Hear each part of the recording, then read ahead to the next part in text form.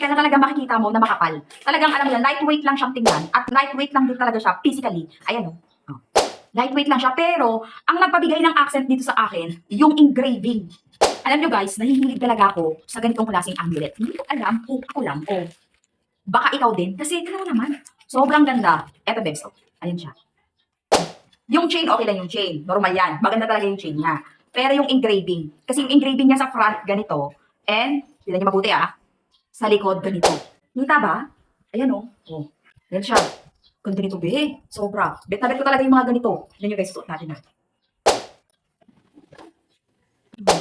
Ganito yung mga atake. Ang ganda niya. Ang ganda niya. Ipa-bless niyo lang din. Once na nakapag-check out kayo ng ganito, mas maganda pa rin talaga na ipa-bless niyo. Yung engraving, yung black color talagang authentic yung pagkakulay niya. Bet na bet ko to, be. So, maglalagay ako ng link. Baka gusto mo lang din yung mga ganitong klaseng mga pa-necklace, pa-pendant. Ayan o. Oh. Diba? Pa-amulet. Oh. Ito yung link. Try nyo lang din.